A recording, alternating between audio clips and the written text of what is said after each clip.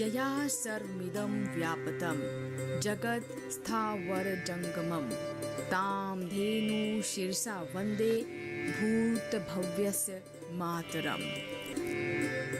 अर्थात जिसने समस्त चराचर जगत को व्याप्त कर रखा है, उस भूत और भविष्य की जननी गौ माता को मैं मस्तक झुकाकर प्रणाम करता हूँ।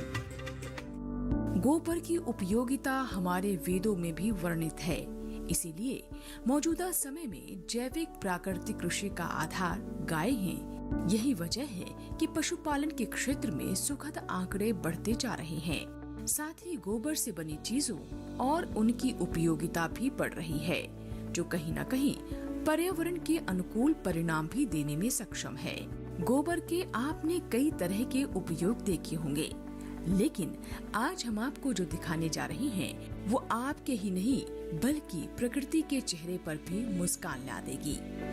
आज हम आपको एक ऐसे शख्स से मिलवाएंगे जिन्होंने गोबर से नैनो बायो मटेरियल्स तैयार किए हैं। इन नैनो मटेरियल से कई तरह की चीजें बनाई जा रही हैं, जो वर्तमान और भविष्य की जरूरतों को सुनिश्चित करती हैं, साथ ही प्रकृति के लिए भी अनुकूलित हैं। तो देर किस बात की, चलिए चलते हैं राजस्थान, जहां गोबर को अलग ही रूप दिया जा रहा है। आनो भद्राः क्रत्वो यन्तु विश्वतः।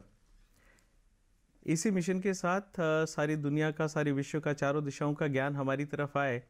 इसी मिशन को स्टार्ट करते हुए 2007 में जो bio materials, ruminant bio waste के ऊपर एक जर्नी स्टार्ट किया था, आज 2024 में उस सिचुएशन पे बैठे हुए हैं जहां पर हम भारत को बेसिकली नैनो बायो मटेरियल्स में अग्रणी बनाने के लिए एक अहम पड़ाव रखते हैं।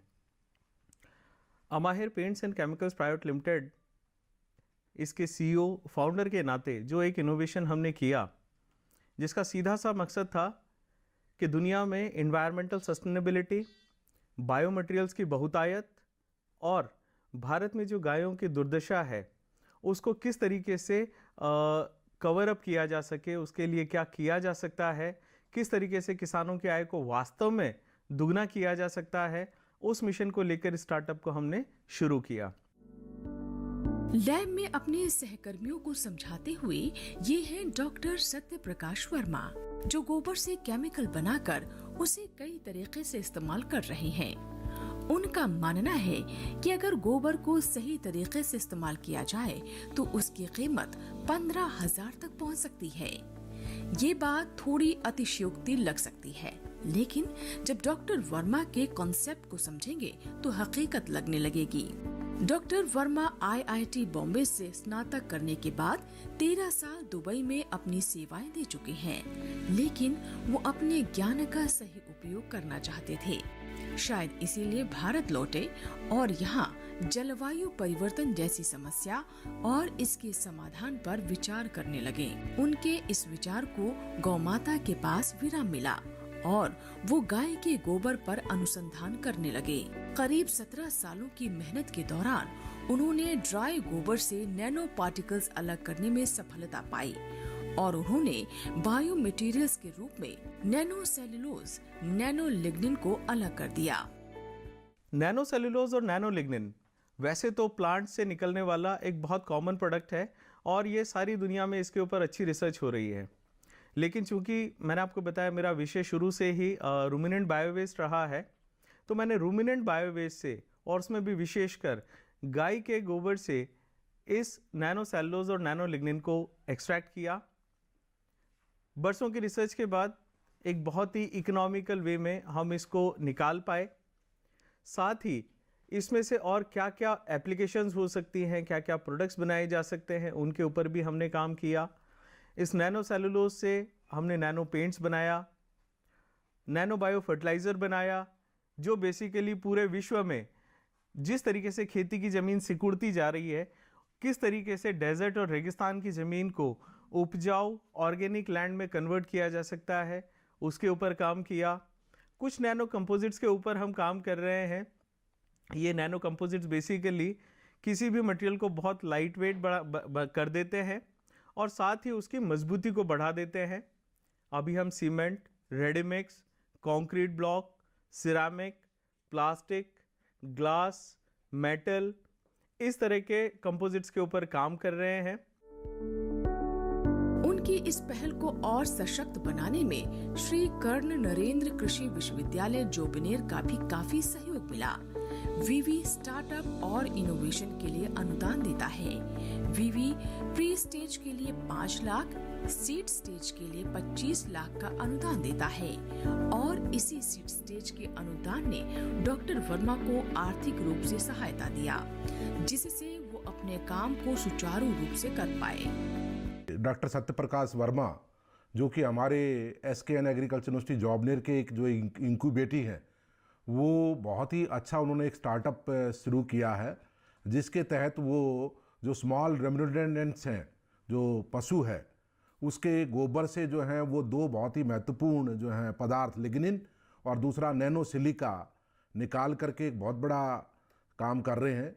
और उनको अभी तक हमने हमारे विश्वविद्यालय से जो प्रोजेक्ट है एग्री बिजनेस स्टार्टअप का, जो भारत सरकार के जो कृषि एवं कृषक कल्याण मंत्रालय द्वारा रफ्तार के तहत जो स्वीकृत है, उसमें अभी तक हम कृषि विश्वविद्यालय जॉबनेर से लगभग 180 इंक्यूबेटीज को मदद कर चुके हैं। इस केंद्र पर संचालित 2 तरह के प्रोग्राम्स हैं। एक है प्री स्टेज, जिसके अंदर हम 5 लाख की सहायता प्रदान करते हैं इनोवेशन के लिए, और दूसरा है सीड स्टेज, जिसके तहत 25 लाख का अनुदान सहायता दिया जाता है। और ये खासकर उन लोगों को दी जाती है जिनके पास कृषि में या रिलेटेड साइंस में आइडियाज़ हों, इनोवेशंस हो, जिनसे एक स्टार्टअप बन सकता हो और आगे बिजनेस मॉडल का रूप ले सकते हैं। आइए अब समझते हैं कि इस नैनो पार्टिकल्स का डॉक्टर वर्मा कहाँ-कहाँ उपयोग कर रही हैं। डॉक्टर वर्मा बताते हैं कि नैनो सेलुलोज का उपयोग वैदिक पेंट बनाने में किया जा रहा है, जो कि वाटरप्रूफ होता है। इसके अलावा बायो फर्टिलाइजर बनाने में भी नैनो सेलुलोज का उपयोग किया जाता है। इसके साथ ही नैनो कंपोजिट से भी किसी भी मटेरियल की मजबूती को बढ़ाया जा सकता है। कुल मिलाकर इस समय वो 2 तरह के उत्पादों पर फोकस कर रही हैं, जिसमें एनर्जी उत्पाद, ऑयल, गैस, गोबर स्टीक, अन्य उत्पाद, बायोटेक्सटाइल, सीमेंट, पेंट, आर्मी से संबंधित उत्पाद और बायोमेडिकल उत्पाद शामिल हैं। लिग्निन की यदि मैं बात करूं तो ये एक बहुत ही इंटरेस्टिंग प्रोडक्ट है। अभी हम लिग्निन से लिग्निन ऑयल प्रोड्यूस कर रहे हैं और ये लिग्निन ऑयल बेसिकली अभी टेस्टिंग पर्पस पे है। हम बायो रिफाइनरी एक सेटअप कर रहे हैं। ये बायो रिफाइनरी आपकी पेट्रोकेमिकल रिफाइनरी का इक्वली रिप्लेसमेंट है। यानी हम जितने भी आज ऑर्गेनिक डेरिवेटिव्स और प्रोडक्ट्स इस्तेमाल कर रहे हैं जो हमें पेट्रोकेमिकल रिफाइनरी से मिल रहे हैं, हमारा लक्ष्य है कि आने वाले समय में हम वो सारे पेट्रोलियम डेरिवेटिव्स को बायो रिफाइनरी के डेरिवेटिव्स से रिप्लेस करें। उसमें ये लिग्निन ऑयल बहुत बड़ा रोल अदा करने वाला है। लिग्निन बेसिकली एक तरीके का अधेसिव चिपकाने वाला मटेरियल है। टायर इंडस्ट्री में इसकी काफ़ी डिमांड होती है, सीमेंट इंडस्ट्री में इसकी काफ़ी डिमांड होती है। अभी शायद शुरुआत है तो आप लोगों को सुनने में ऐसा लगेगा कि बहुत ही वैज्ञानिक तरह के प्रोडक्ट हैं या बहुत वैज्ञानिक तरह का प्रोसेस है, लेकिन मैं सारे किसान भाई जो भी इस प्रोग्राम को देखते हैं या इससे कनेक्ट होते हैं, उन्हें बताना चाहूँगा कि ये एक यात्रा है, ये एक सप्लाई चेन का मॉडल है और इस सप्लाई चेन के सबसे बड़े स्टेक होल्डर्स आप हैं। आपको थोड़ा धैर्य रखना होगा और एक कनेक्शन बनाकर रखना होगा। जब ये टेक्नोलॉजी आपके शहर या आपके स्टेट में जब पहुंचेगी, उस समय आप इसके सही बेनिफिशियरी बन पाएंगे। गोबर सिर्फ इसलिए नहीं है कि उसे रोड पर फेंक दिया जाए या सिर्फ इसलिए नहीं है कि उसे कंडे बनाकर 2 मिनट में जला दिया जाए। गौमय वसते लक्ष्मी, गोबर के अंदर लक्ष्मी का वास है। तो जब तक आपको फिजिकली उसमें से पैसा नहीं निकलेगा, तब तक गोबर का सही इस्तेमाल नहीं हो रहा है। इतने बढ़िया इनोवेशन के साथ डॉक्टर वर्मा का लक्ष्य है कि वो ज्यादा से ज्यादा किसानों को साथ जोड़ सकें, जिससे गोपालकों की आय को बढ़ाया जा सके और किसानों को गोबर का सही मूल्य मिल सके और उनकी जरूरत भी पूरी हो सके। इसके पीछे उनकी एक और नेक मंशा है।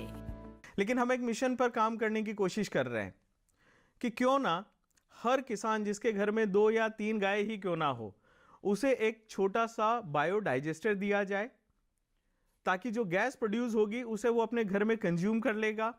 जो लिक्विड स्लरी निकलेगी उस लिक्विड स्लरी में से LFM बनाया जाए, लिक्विड फर्टिलाइजर, और उसे सब्सिडाइज रेट पर उसी किसान को दिया जाए ताकि वो ऑर्गेनिक और जैविक खेती की तरफ बढ़े। और जो ड्राई पाउडर उसमें से निकल रहा है उस ड्राई पाउडर को हम अपनी फैक्ट्री में इस्तेमाल करके और उससे नैनो सेलुलोज, नैनो लिग्निन जैसे बहुआयामी उत्पाद बना सकें जिनसे अच्छी कीमत मिल सके, और हम इन्वायरमेंटल सस्टेनेबिलिटी के जो हमारे इंडस्ट्रीज के गोल्स हैं उनको पा सकें।